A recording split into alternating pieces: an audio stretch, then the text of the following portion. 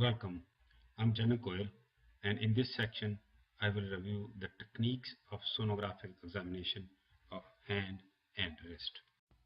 The systematic technique of hand and wrist examination is for learning and teaching purpose only. The examination of hand and wrist is focused to structures based on the clinical impression. The sonographic examination of the wrist is performed with a high-frequency transducer with a small footprint. With the patient sitting or supine, the wrist is placed on a small pillow. I prefer a sitting position with supine for an easy comparison with the contralateral side if needed. There are a few different scanning protocols of wrist examination. Examination of the wrist has been described from 4 standard views: the dorsal, volar, lateral, and medial.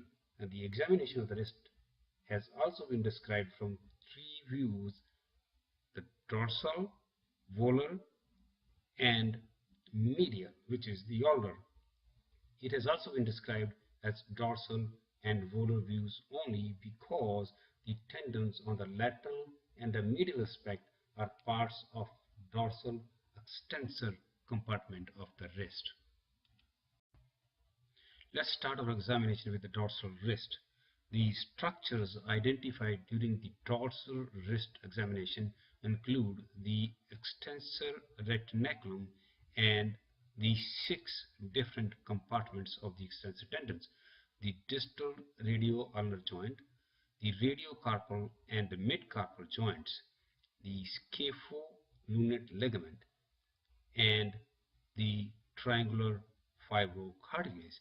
The axial images are more useful for identification of tendons on the dorsal aspect than the longitudinal, but the longitudinal images are more useful for the evaluation of radiocarpal and mid-carpal joints. Let's begin our examination of the dorsal wrist by placing the transducer on the dorsal of the wrist along its short axis at the Lister's torcle right here. This is your Lister's torcle. The Lister's torcle is an important landmark which helps in accurate identification of the extensor tendons. The Lister's torcle separates the extensor pollicis longus tendon in the 3rd compartment on its ulnar side from the extensor carpi radialis brevis and extensor carpi radialis longus tendons in the 2nd compartment on its radial side. Now move your transducer over the lateral aspect of the radial styloid to examine the tendons of the 1st extensor compartment, abductor pollicis longus and extensor pollicis brevis. Examine the extensor retinaculum and note the possible occurrence of a vertical septum that splits the 1st extensor compartment in 2 different spaces. Now place your transducer over the mid-dorsal wrist along the short axis plane to examine the extensor digitorum and extensor indicis tendons in the 4th compartment on the ulnar side of the 3rd compartment of extensor pollicis longus tendon. Move your transducer medially and identify extensor digiti minimi tendon in the 5th compartment on the dorsal aspect of the distal radio-ulnar joint. And now move your transducer further medial on the dorsomedial aspect of the wrist to identify extensor carpi ulnaris tendon in the 6th compartment in the groove on the ulnar head. Now sweep your transducer distally from the level of the Lister's torcle in the transverse plane to examine the dorsal portion of the Scapholunate ligament. The ulnar deviation of the wrist may be useful in the evaluation of the integrity of this ligament. Now place your probe proximal to the distal radio-ulnar joint and sweep distally to examine the distal radio-ulnar joint along its short axis and the succiform recess. The triangular fibrocartilage complex is made of a triangular fibrocartilage or the fibrocartilage disc, meniscus homologue, volar, and dorsal radio-ulnar ligaments, the ulnar collateral ligament, and the sheath of extensor carpi ulnaris tendon. The triangular fibrocartilage is attached to the distal margins of the ulnar notch and the root of ulnar styloid process. It holds together the distal ends of radius and ulna. Place the wrist of the patient in a slight radial deviation like this to examine the triangular fibrocartilage and the extensor carpi ulnaris tendon in the sixth compartment. Place your transducer along the long axis of the extensor carpi ulnaris tendon and examine the triangular fibrocartilage extending from the ulnar styloid to the ulnar notch of the radius between the ulnar head and the carpal bones. Identify radiocarpal and mid-carpal joints with the long axis scan of the wrist and look for any joint effusions, synovitis, or any erosions in patients with rheumatoid arthritis or crystal-induced arthropathy. Let's look at the volar or the anterior aspect of the wrist. The axial and longitudinal images are obtained from the volar wrist crease to the thinner muscles. The structures identified during the volar wrist scan include flexor retinaculum, palmaris longus superficial to the retinaculum, flexor carpi radialis tendon and radial artery, superficial and deep flexor tendons of the digits, flexor pollicis longus tendon, median nerve, ulnar nerve and artery, and the flexor carpi ulnaris tendon. Let's look at the carpal tunnel and Guyon's tunnel. The flexor retinaculum is a dense fibrous band which is attached to the tubercle of scaphoid and the tubercle of trapezium laterally to the pisiform bone and to the hook of hamate medially. It converts the concavity of the carpal bones into an osteofibrous tunnel called the carpal tunnel. The median nerve and the tendon of flexor pollicis longus and the tendons of flexor digitorum profundus and flexor digitorum superficialis all pass through the carpal tunnel. The tendon of flexor carpi radialis is enclosed in its own tunnel formed by a split in the flexor retinaculum. The ulnar nerve and vessels and the palmaris longus tendon are located superficial to the flexor retinaculum.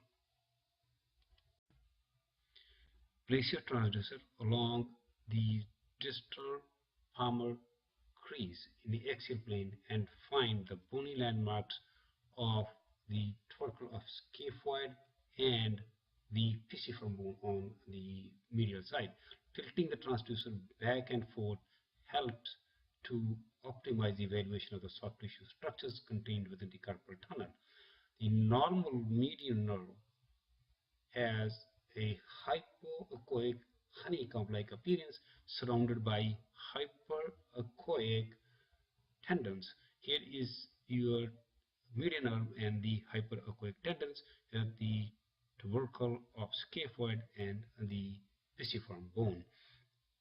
Move your transducer medially along the short axis plane to examine the Guyon's tunnel. Use pisiform bone as a landmark for identification of ulnar artery and ulnar nerve in the Guyon's tunnel. Turn your transducer by 90 degrees and place it in the mid-volar aspect of the wrist to examine the median nerve along its long axis. Here is your median nerve along its long axis, and you see the flexor tendon deep to the median nerve, and examine the volar aspect of the radiocarpal and midcarpal joints from the volar aspect of the wrist. The structures of the hand which can be examined with the ultrasound include the MCP joints, PIP joints, and DIP joints, the volar plates, tendons, pulleys, and collateral ligaments. But the sonographic examination of the hand is performed based on the clinical presentation.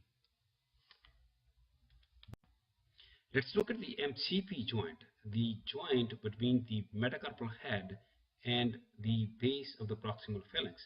Each MCP joint has a palmar and two collateral ligaments. The palmar ligaments are thick fibrocartilaginous plates attached firmly to the base of the phalanx and loosely to the neck of the metacarpal.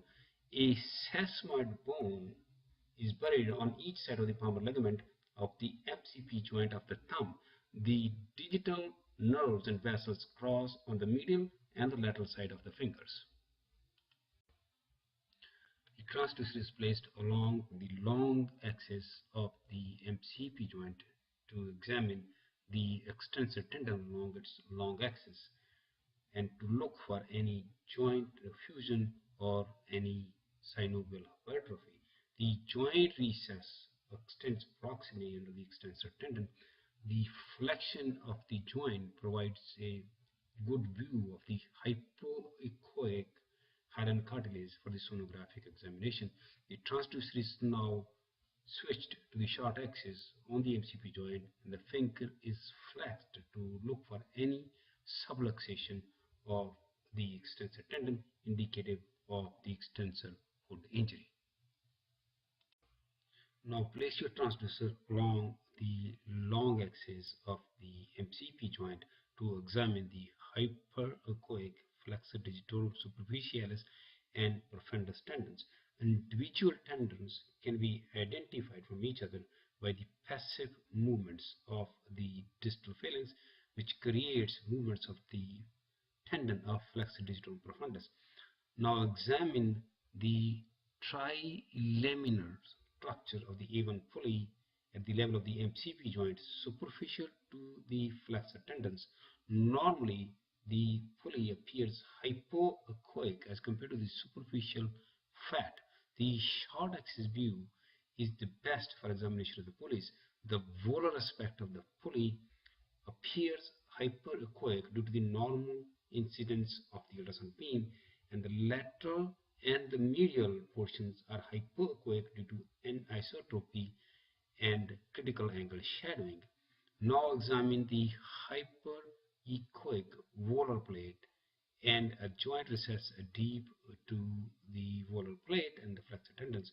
Volar plate is attached firmly to the base of the proximal phalanx and loosely to the neck of the metacarpal bone. The collateral ligaments of the MCP joints pass from the sides of the head of the metacarpal bone to the polar aspect of the base of the proximal phalanx.